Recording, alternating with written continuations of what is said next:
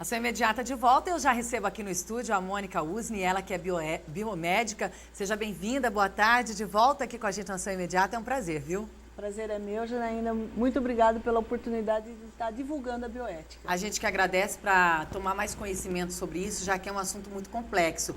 Nós já abordamos aqui diversos assuntos que englobam a bioética, mas ainda é um pouco, não muito acessível essas informações do que é a bioética, né? É realmente um assunto complexo. Muito complexo. Ela envolve hoje todas as atividades dos seres humanos. A bioética ela surgiu na década de 70 nos Estados Unidos com um grande oncologista americano chamado Potter. Ele que teve a grande sacada, a grande ideia de criar esse nome, que é um neologismo, é um novo nome, né? Então ele pegou o bio, de vida, e a ética, que é um ramo da filosofia, para unir, e ainda ele usava o termo assim, Janaína, ele falava, uso bio para representar todos os seres viventes do planeta, e uso ética para representar os valores humanos. Então, é a união das ciências humanas com as ciências biológicas. Agora, 1970 parece muito tempo, mas ainda é um assunto, como nós relatamos ainda, de pouco conhecimento das pessoas, não muito acessível, talvez, que as pessoas não entendem muito bem. Agora, como que na prática é exercida a bioética? Então, ela começa na década de 70 nos Estados Unidos, e vai chegar na Europa na década de 80 e no Brasil, na América Latina, praticamente, no Brasil, na década de 90, por isso que é tão recente ainda.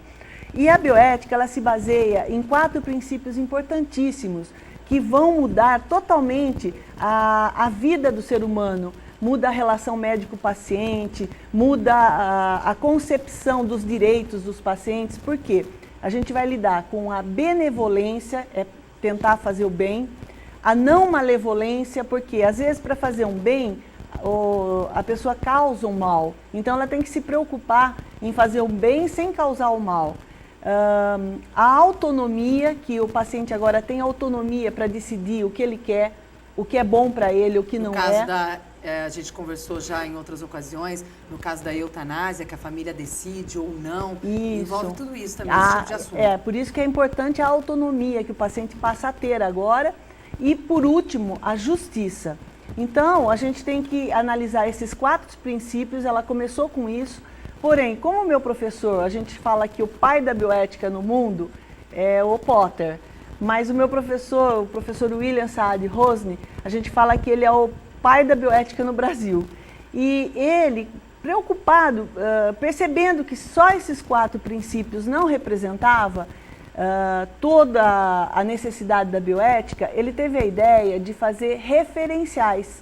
E além dos 4 princípios, então, abriu o leque de outros princípios importantes, como da vulnerabilidade, da solidariedade, da responsabilidade. Então a bioética cresceu muito nos últimos anos. Agora, já que é um assunto novo no Brasil, principalmente, o que mudou? Como que é vista, então, a bioética?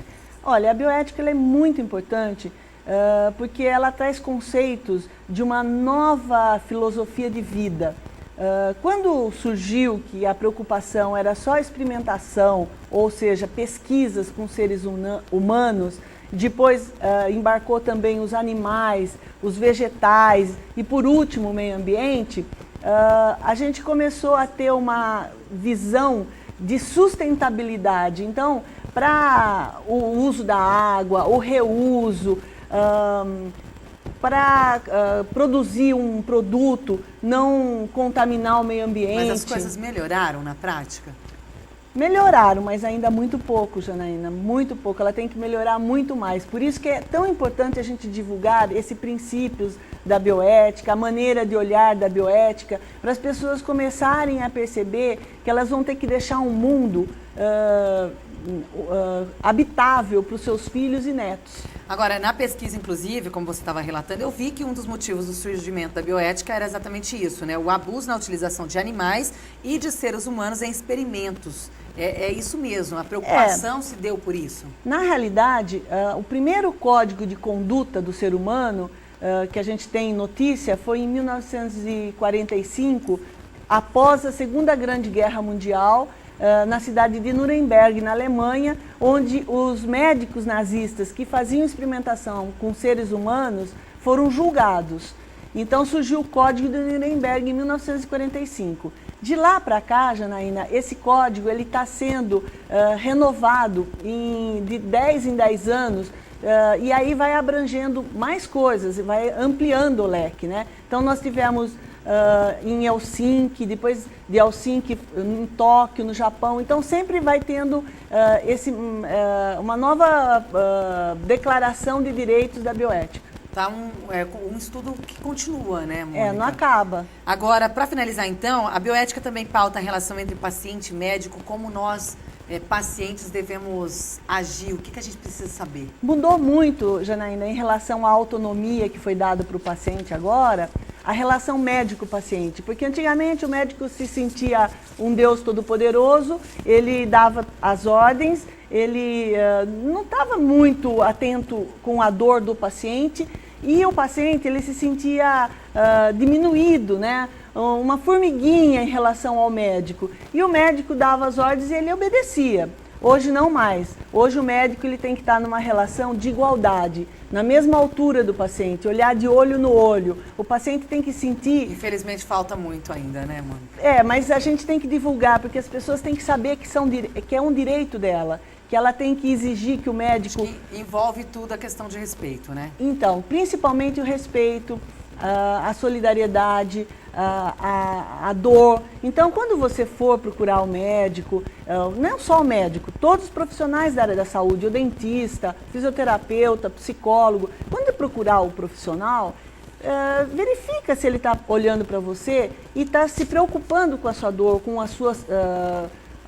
o seu problema, ou se ele está olhando para você e está pensando nas outras coisas que ele tem que fazer e quer te atender rapidamente para se livrar daquilo e passar para outra etapa.